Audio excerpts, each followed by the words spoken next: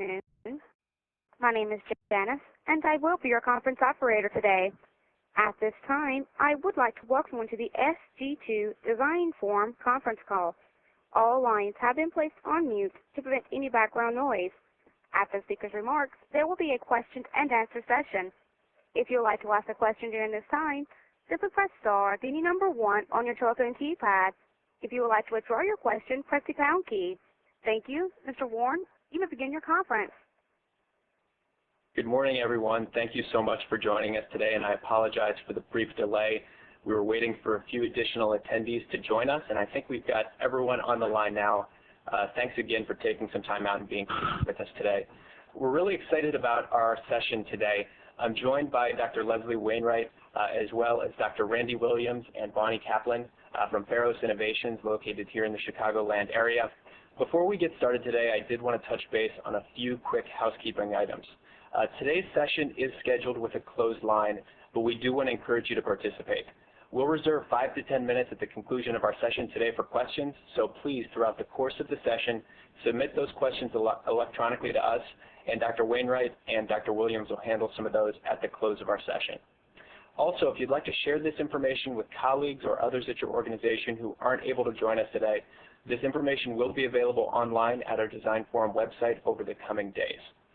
In addition, for those of you who joined us in Palo Alto at IDEO and Google last month, the write-ups from those reviews are being finished right now. I spoke with our team in Creative Services this morning, and I'll make that information available to all of our Design Forum members, if not tomorrow, early next week after the holiday weekend.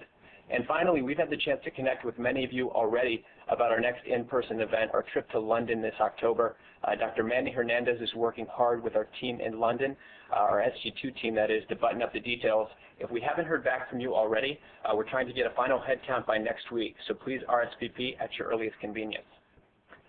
So let's talk a little bit about our session today and our featured presenter, Dr. Randy Williams.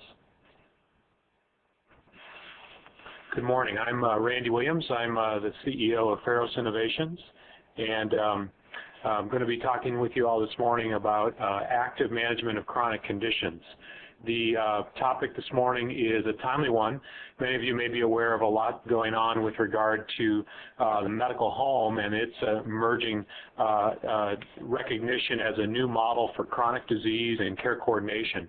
And we're going to be delving into that in a bit of detail today, and in particular giving you some sense of how this particular program has been implemented elsewhere, and in addition how the results have been impacting organizations like yours across the country.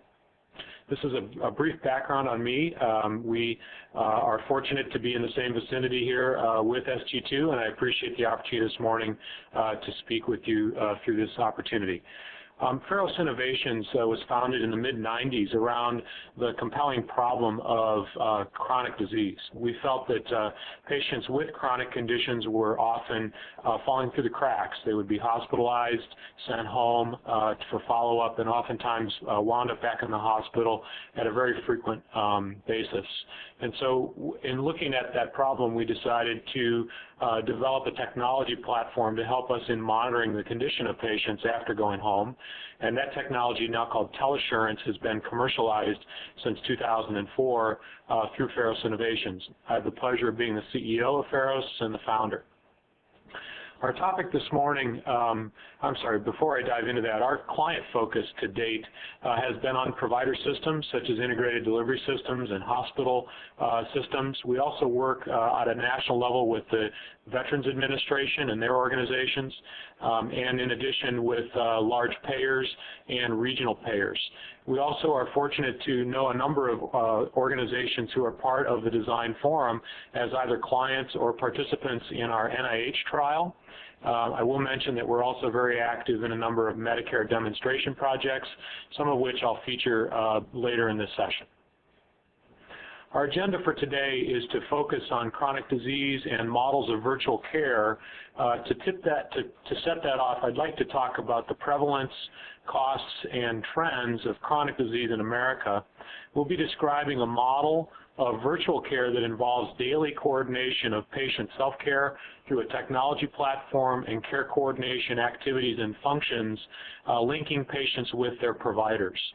And then lastly, we'll touch on market trends in the chronic care coordination arena and discuss implications to hospital systems. Well, by way of background, many of you are familiar with the burden of chronic disease. This is certainly a topic that's not escaping the recent presidential campaign. Many of you may know that chronic disease affects perhaps 40 million Americans in the Medicare age range and perhaps as many as 100 million Americans in total. Chronic disease in the Medicare population accounts for about 40% of the overall Medicare expenditure budget. If you look at the next slide, you'll see the prevalence of chronic conditions in America as viewed from a Medicare perspective, and you'll see that ischemic heart disease and heart failure account for a dramatic preponderance of chronic disease, followed by diabetes and airway disease such as COPD. The costs of chronic disease continue to escalate and consume today about 60% of the total healthcare dollar expenditure in the United States. If you have one chronic condition, typically for Medicare, Medicare's spending about $1,100, which is, I'm sorry, for no chronic conditions, medical expenditures are about $1,100, quite similar to many of us on the phone and conference line today. However, if you look at as the chronic diseases pile up, that number begins to escalate quite dramatically, and many of the Medicare age beneficiaries that we serve have multiple chronic diseases and cost north of $10,000 per year. Well, where does that cost arise from? In particular, we pay attention to the issue of hospitalizations and readmissions. And note here that organizations across the country who hospitalize patients for a chronic disease experience about a 20% readmission rate from that population within 30 days following hospital discharge. And interestingly, the reason for those readmissions is often something to do with the patient and their behavior itself as opposed to with the care that they've been given. In particular, this research suggests that 30-day readmissions are often due to things like diet noncompliance or medication noncompliance, or not recognizing symptoms of an exacerbation of their illness and therefore not seeking care in a timely enough fashion to avert a trip to the emergency room or the hospital. And of course, these days with overburdened bed utilization and overburdened emergency rooms, chronic disease represents a target for improvement. Now, this has not gone unnoticed by CMS, and many of you may be aware of MedPAC's recent advice to Congress and to CMS that they begin reporting on 30-day all-cause readmission rates for hospital patients over the course of the next year. Now, some inroads have been made to addressing chronic disease, and I'd like to highlight in particular two particular projects, one being the hospital pay-for-performance efforts that are underway with CMS, and then some more recent insights that CMS is looking to gain from a demonstration around medical homes, and we'll talk about each of those in just a bit of detail. But in this slide, you'll see that in the hospital pay-for-performance quality improvement initiative, so-called Premier demonstration, the 30-day readmission rates, even in the highest 1 percentile performer hospitals, are quite high, north of 20%, and don't differ significantly from hospitals that are in the bottom half performance in this demonstration. So while hospital pay-for-performance initiatives have shown improvement in quality measures and quality reporting, they've not yet cracked the code, so to speak, on impacting readmission rates following that hospitalization. Well, some new news, physicians and hospitals are beginning to organize around chronic disease, and in particular, a number of initiatives nationally are going on, mainly at the state level, around a concept called the medical home model. And this model is a way for physicians, in particular primary care physicians, to coordinate care and services for patients with chronic disease, not just when they're in a doctor's office, but in a virtual format between visits through the use of electronic registries and remote monitoring technologies, as well as collaborating with hospitals to accomplish this on a broader regional scale. And we'd like to delve into that topic in a bit more detail today. Well, Medicare has been legislated by Congress to do a demonstration nationally of the medical home concept, and in particular, Medicare will be requiring that physicians enter into a gain-sharing arrangement with them, and will be allowing them to keep up to 80% of any dollars saved by better coordination of services and reduction of costs as a result. For more information about the medical home demonstration, please see the link referenced here. Well, the medical home and other models of chronic care coordination really leverage the functionality of the diagram seen here. This is a chronic care model as first articulated by Ed Wagner of Group Health in Puget Sound. And in particular, the medical home model leverages many of these aspects. But the chronic care model itself really involves a group of informed and empowered patients being connected and managed and monitored proactively by a prepared practice team. Now, that practice team has to be involved in a healthcare system that is organized around chronic disease to deliver better system design, to deliver system decision support, and typically leverages two aspects of technology. One for patient identification, i.e. disease registry functionality, and one for self-care monitoring and support, which is more typically called remote patient monitoring. And we'll talk a bit about that in a moment. Well, the model of chronic care coordination really has a number of goals. The first is to reduce unnecessary admissions. We'll talk about, in particular, how that's been utilized for congestive heart failure. But another goal is reducing the length of stay, such that when people are hospitalized, they're able to move through the hospital in a more efficient fashion, go home sooner, go home better educated and informed about how to prevent a subsequent readmission.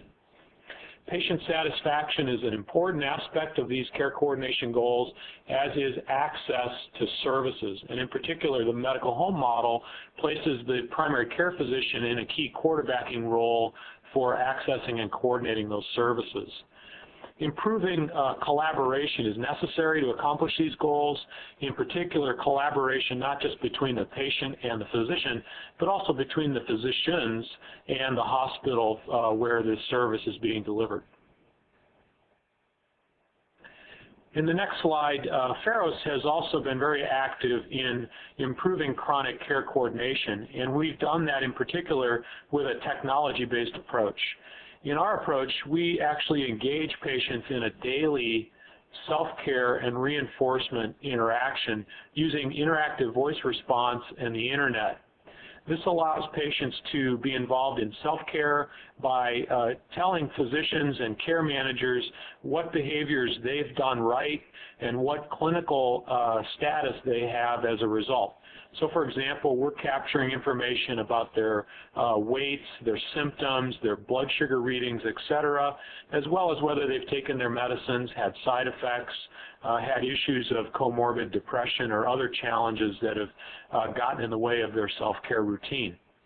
In this scenario, patients are actually taking advantage of some very nice research that suggests they'll actually do a better job of reporting the truth through a computerized surrogate system than they would if they were actually talking to their doctor or their nurse. WellTell Assurance then is a technology platform that involves the internet and the phone system. It allows us to capture through about a 90-second daily interaction patients' clinical status and their behaviors and side effects. It does so without having the challenges of deploying and retrieving devices into the home, which means that patients can access this system from wherever they may be and access it in a way that doesn't limit them to being homebound or home-based. The information that's captured is then available through a secure website by care coordinators and physicians, be they at a hospital or an office setting, and allows care then to be coordinated through that common platform.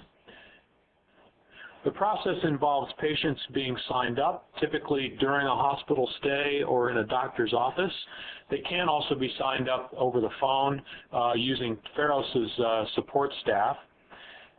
Information is captured then on a daily basis from patients. It's gathered in the technology and reported to nurse managers and physicians on a dashboard format, which allows them to focus their attention on patients that need attention that day.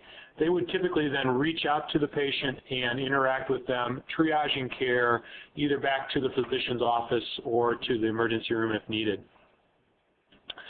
This is the list of conditions that we currently focus on with this approach and technology. Heart failure seems to be our #1 product in the hospital and provider market, followed by diabetes and COPD. As I mentioned, we also screen for things like medication adherence and depression. And this slide shows how that information is presented in a dashboard format, allowing care managers to quickly understand which patients need attention in order to avert a trip to the emergency room. Well, hospitals clearly play an important role in this model of coordinated care and virtual care delivery. In particular, hospital systems have access to important administrative data, which allows identification of target patients for programs that involve outpatient care coordination.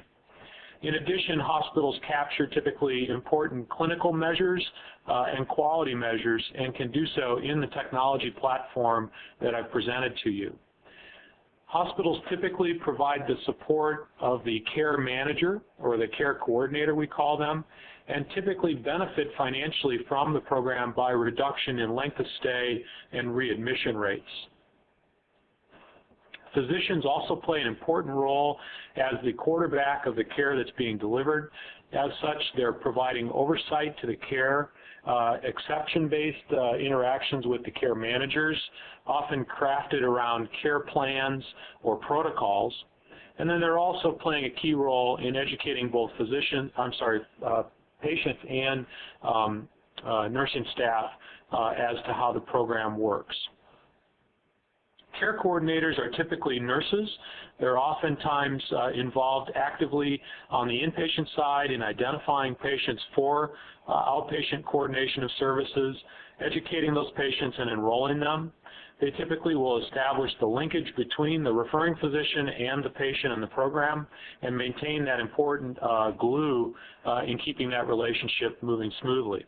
They monitor the daily self-reported symptoms and measures that the patients are reporting, and then interact with the patients, serving as a triage nurse effectively. Well, information technology clearly plays a role as well, and here one of the design forum members, Geisinger Clinic, has called out the important role of HIT in providing virtual care. And importantly, HIT, Health Information Technology, supports the performance of the physician-patient-led virtual team and manages all the patient's health needs and the information across settings of care. So it's important in this model to recognize that information becomes a glue that in essence connects the various aspects of the care delivery system, both hospital-based, provider office-based, and then in a virtual setting, even in the patient's own home environment. And for our part, technology also plays a key role in bringing the patient into the loop by engaging them each day in their self-care, monitoring their status, and allowing us on the clinical side to track their disease status, intervene where appropriate, and measure the outcomes of these interventions and these programs. Importantly, we also recognize that engaging patients in a new routine, a new set of behaviors, is an important challenge and takes an interesting approach. For our part, we use behavioral trained staff to reach out to patients who are eligible for our programs, to engage them, train them on the program, and get them involved handing the responsibility of the clinical coordination to our clients, but allowing our clients to offload the behavioral issues around making sure that patients are actively participating in the program and using the technology as it was designed. And when we do so, even in tough populations like the Medicaid membership, you can see that even at 90 days, about 90% or more of patients are utilizing the program on a consistent daily basis.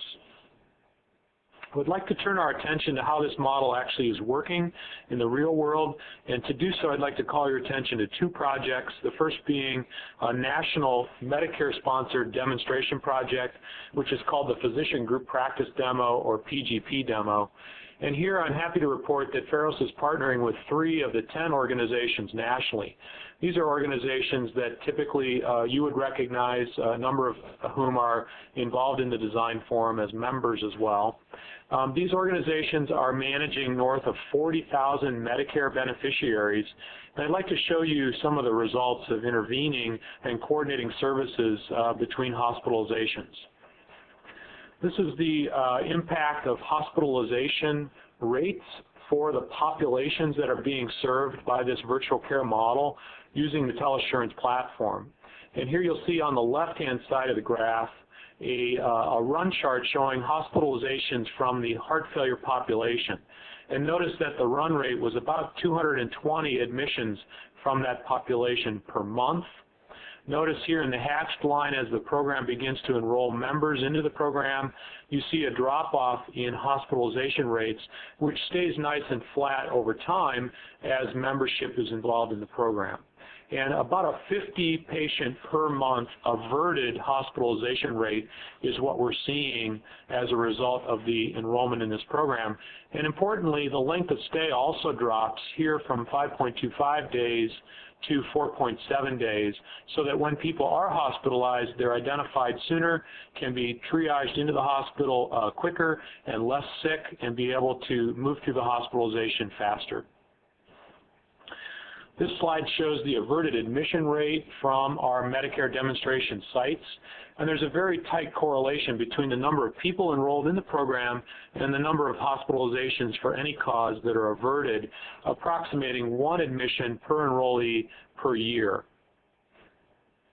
Now, the program also has a positive impact on readmissions.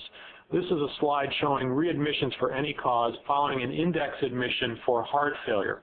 And notice that even in the baseline, the hospitalization readmission rate was quite good, about 15% at this particular organization, whereas the national norm is north of 20%. But notice that even from that improved baseline, you'll see a substantial drop in readmissions over the course of the subsequent months of program rollout, and today is running less than 5%. Well, the program obviously wouldn't work if we hadn't seen good provider acceptance and good patient adoption. And I want to represent to you that both patient acceptance rates and physician endorsement are quite high, with patient acceptance rates of about 98% annually. This slide represents a much broader and tougher challenge, and that is the Medicaid population. Many hospitals are struggling with the underinsured or uninsured, and this is a project that looked at a statewide Medicaid population, again looking at heart failure, using this coordinated care model and utilizing the WellTell Assurance platform. And notice that in this approach, compared to a propensity-matched cohort group in the same population, there was a 41% drop in all-cause admissions, a 63% drop in readmissions. Heart failure-specific admissions fell by 29%, and heart failure readmissions fell by 75%, all while improving the use of prescription and physician services, and netting the Medicaid program in this state about $10,000 saved per enrollee per year. Well, what are the success factors of a program like this as we've seen it rolled out around the country?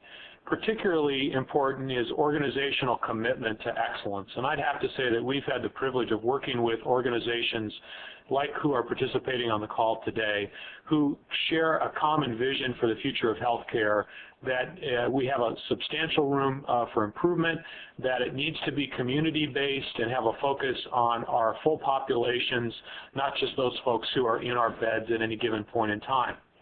It's also important for physician collaboration and cooperation.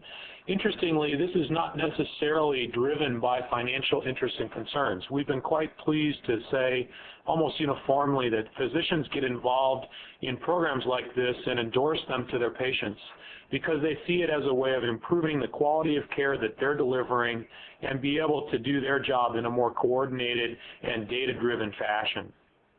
And then, in addition, technology clearly plays a role here in providing efficiency and scalability. It does, if delivered in the right way, it's very clinically relevant to the providers of care, and therefore the adoption of the technology goes quite well. In addition, one of the key success factors for us has been the ability to identify patients who are eligible and need to be in programs like this, to target them, and to engage them in the program. We typically see upwards of 50% patient adoption of programs like this when we roll them out, compared to the national norms of about 20% for health plan sponsored or disease management sponsored initiatives for chronic disease. We also are able, through collaborating with provider systems, to improve the false negativity rate of the information that typically comes from claims data.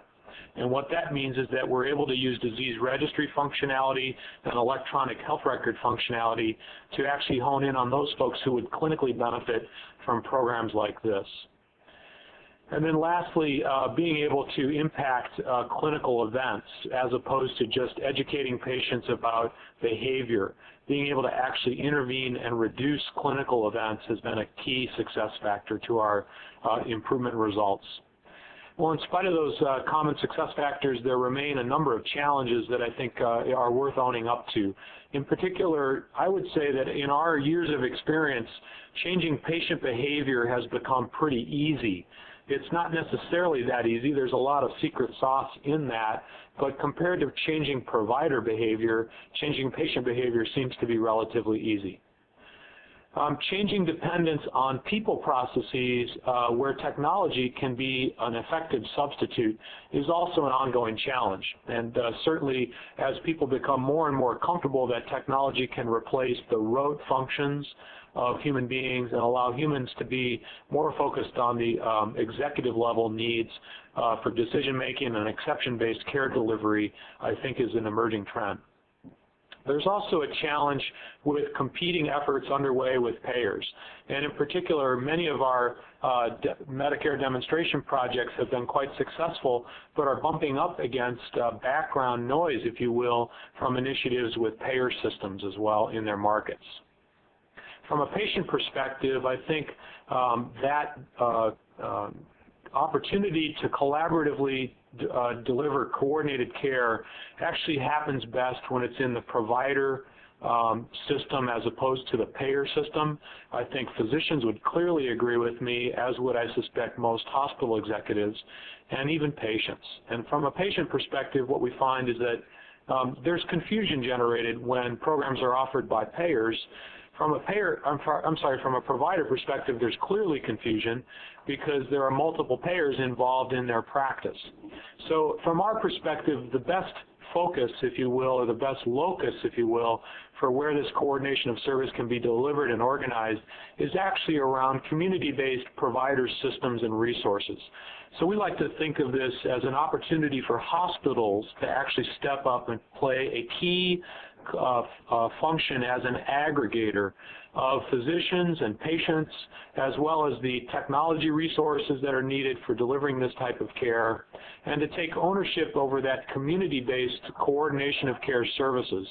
And I've shown you that visually here, but also listed out a number of organizations nationally that are doing that.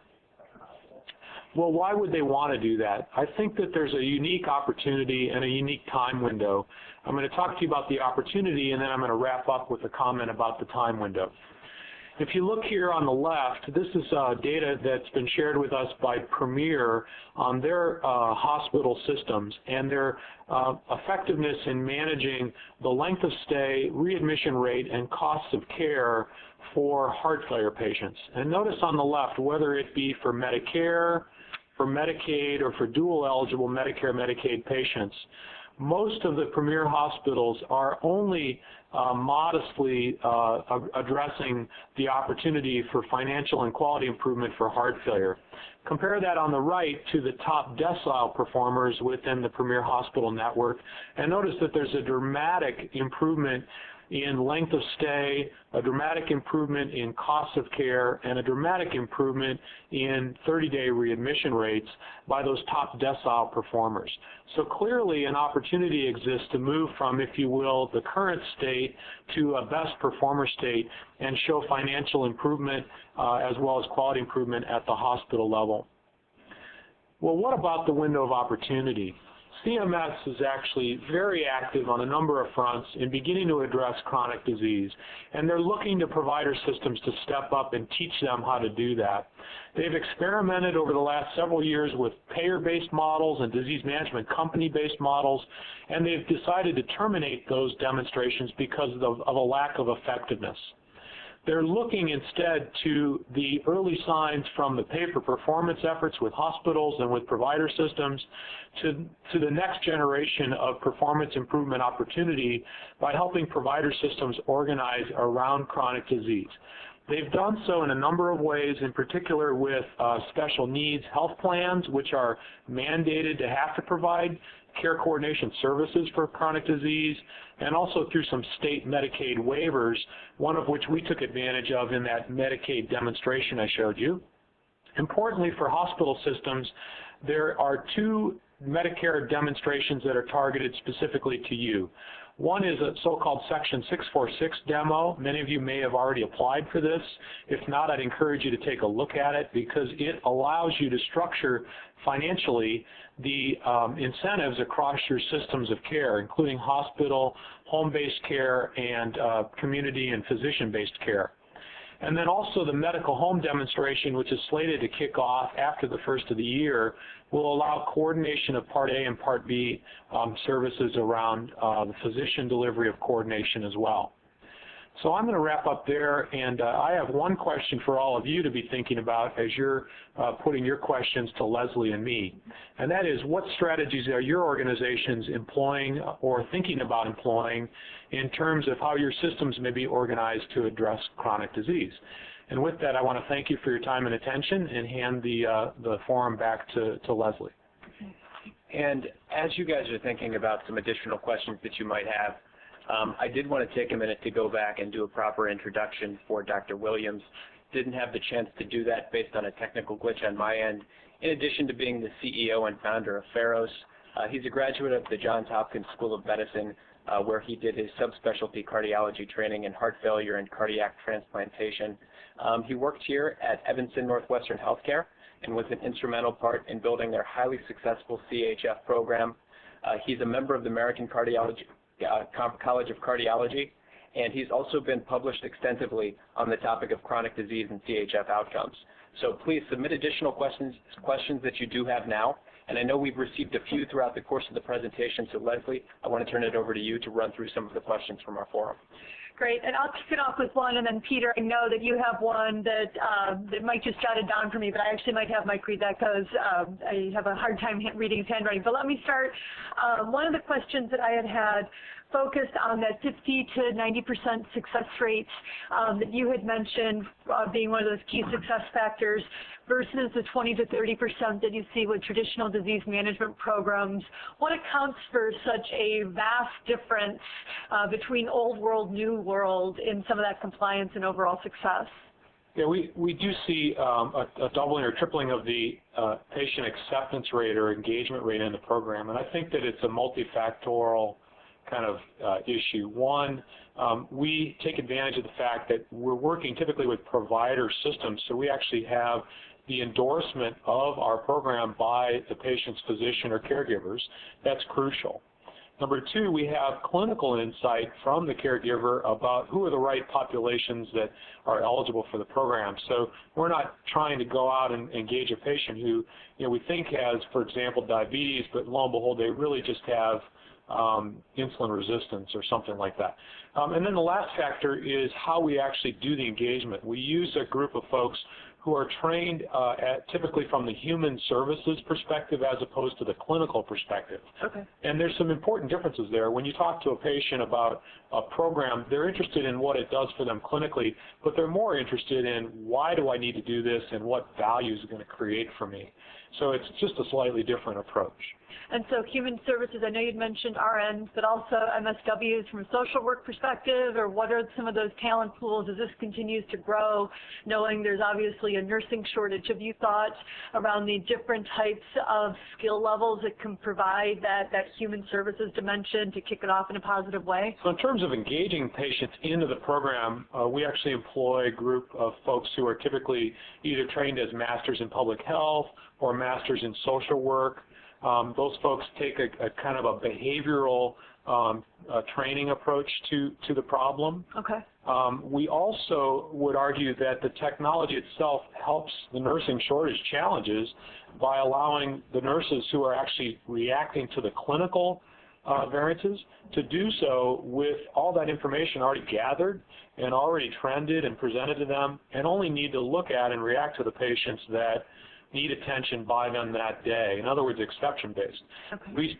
Just to give you a number, our clients, nurses, typically have to react to about 10% of the population that are being monitored by the technology. So the other 90% are being monitored. We know they're fine, and the nurses only have to spend time on 10%. Okay. And Mike, what's Peter's question? Sure. This question comes from Peter Snow at Presbyterian, and it was submitted earlier in the presentation, and I know you touched on this briefly at the end. The question was, how will CMS change hospital fee-for-service payments to create more of an incentive to reduce admissions? Well, what we're seeing CMS talking about, and this is, again, if you go to the June 2008 MedPAC report, you'll get a real clear sense of what they're looking at and being pressured to do. Let me start a step backwards. You guys know that hospitals have been mandated for a couple years now to report on their core measures, their quality measures, and as of this year, CMS is not only presenting that data publicly, but they're also presenting the 30-day mortality rates publicly. Well, that's moving them in the next phase of consideration, which is to track and have you required to report your 30-day readmission rates. And then the next step will be reporting of that. And then the discussion that's going on now is how will they link hospital payments, sort of thinking of it as a DRG, and making it more of a case rate that will be a 30-day or potentially even 90-day or 6-month case rate. In other words, hospitals in the next couple of years may be on the hook for not just what costs are for care while they're in the bed, but what happens for the subsequent 30, 60, 90 days.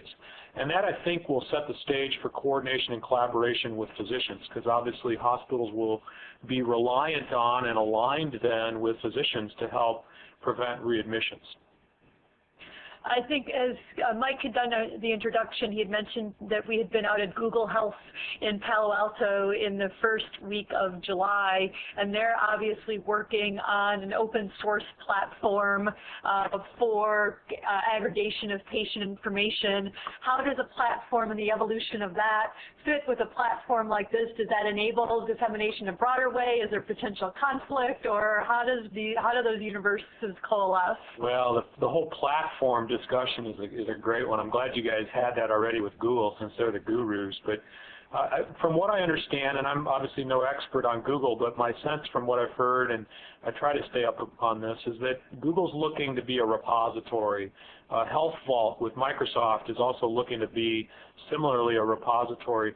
But what they're going to need are feeds into that environment. I think Google, for its part, is looking to create a very simple and intuitive way for anybody involved in the care of a patient, be it the patient themselves or a provider or an insurer, to access that repository in a very intuitive way and find out what they specifically want to find out.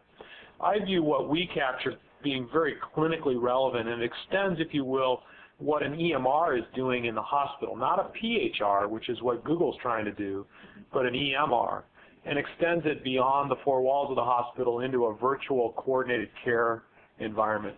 I think that ultimately a lot of these things are going to be built technologically so that they can be modules of each other. So for example, what we do today can already interface with the Microsoft Health Vault platform, for example. It presumably could also do so with Google. It interfaces with a number of electronic health record platforms as well. So I don't think anybody at the end of the day is going to own all this stuff. Right. It's going to be distributed and interoperable would be my guess. Is there any geographic reach? I had been part of our neurosciences conference that Mike had spoke about as we were kicking off when you all came into the office. And one of the things that we've obviously spent a lot of time talking about is telestroke networks and how, particularly for rural facilities, that can really help extend the reach. Is there an operating footprint or a geography where compliance and that point that you made around humans being that executive level extender and that interface between the human and technology, if you get beyond a 50-mile, 70-mile, 100-mile radius, it begins to lose impact, or can this extend our reach in a slightly different way? I think this extends our reach, but probably not infinitely. In other words, I don't think you'd be offshoring this stuff to India, for example. I think that healthcare, and especially the human interactions of healthcare, still require relationships, and relationships that are best built locally. Now, maybe when our kids grow up and they're used to kind of Facebook being the way they relate to others, maybe it'll be a more broad-based distributed model. But I think most of we have clients, by the way, that they'll manage patients from across a broad geography. One of them's in Montana. They manage the whole eastern two-thirds of Montana and northern Wyoming, all out of Billings with this technology. So it can get big. Broader local. Yeah, exactly. Regional, I guess, would be my sense. That makes sense. I'm seeing a few more questions pop up here as we've got a few more minutes. The next question is a follow-up. Based on your answer regarding future payment method changes for hospitals, what can and should hospitals be doing now to prepare for being more active in this model? It's a great question. Thanks for following up.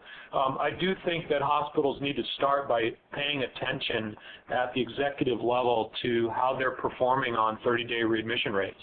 I think when the premier pay-for-performance data got reported out, and even the top single percentile performers looked at their 30-day readmission rate data and said, gee whiz, we're real good at what we do when the patient's in the bed, but we're not very good or better than anybody else at 30-day readmissions.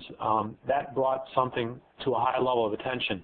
So I would start there. Look at 30-day readmission rates. Pay attention to those for heart failure, for COPD, for diabetes, because those are going to be the ones that Medicare is going to want you to pay attention to. The next thing I think is begin thinking about your own community and how you define it. Defining your community beyond your four walls, which I'm sure many of you are already doing, but who's in that community? Which physicians, which other provider systems or organizations can you leverage? And then the third step, I think, is starting to build capacity. So the first step is monitoring, identifying the scope of your potential problem or opportunity. The second is doing a landscape or a horizon scan to say who's in my community that I'm going to need to work with. And then the third is, creating the capacity to deliver this type of virtual or coordinated chronic care. And there, I think, many hospitals start, for example, with physician groups or specialty groups that they're tightly aligned with. They also might start with their home health agency. Interestingly, many of them are also in collaborative discussions with payers in their marketplace around how can we actually set this up so we get paid from day one to do a better job. So I would encourage you to do it in that kind of sequence. We've got another follow-up question here, and it relates to the CMS bundling. If hospital payment is bundled for 30, 60, 96 months, do you anticipate that the physician payment will be included? If no, doesn't that create a perverse incentive to dump cases on the facility and out of the practice? And if yes, what are the odds that physician groups such as the AMA and others would endorse or accept this change? Well, I think the issue is a complex one. I think that this Medicare 646 demo is actually going out and asking the marketplace to help them think through the complexities and come up with creative financial strategies and alignments. The important thing is that it's going to have to involve linkage between Part A and Part B, and so I think the answer ultimately is, quote, yes. And so to follow up on what does the professional society have to say about that, I think at the end of the day, physicians actually like being collaborators, but you know, they like to also know that they're not losing economic incentive as a result of their collaboration. So I think there's actually a good opportunity, and quite frankly, the people who are promoting the medical home model are the professional societies themselves. So I think the opportunity to collaborate with physicians will be accelerated rather than rate limited by the professional societies. And I'm showing one final question here. What is Pharos doing to move toward preventing the initial CHF admission and not just readmissions? I think the key there is identifying the patient in the outpatient or ambulatory setting. So where we're working with physician groups or integrated delivery systems, we've got a leg up on that and are actually doing that already. But that involves, you know, looking at disease registry functionality, finding patients who have a particular condition or conditions, reaching out and engaging them in the program all before they might have a hospitalization. The good news for all these chronic diseases is they all trace back to risk factors. So, and human behaviors are what manage those risk factors. So I think working farther and farther upstream is exactly where we're going and where hopefully the industry will go as well. Well, I think that's all the questions. Wanted to extend a special thank you to you, Dr. Williams, for taking time out of your day today. For all of you who joined us on the line today, thank you for taking time out of your schedules as well. If you'd like to learn more about the work that he's doing and that Pharos is doing, we'll provide some additional contact information for all of you, and we'll look forward to speaking with everyone very soon. Have a great afternoon, and thanks again. This concludes today's conference. You may now disconnect.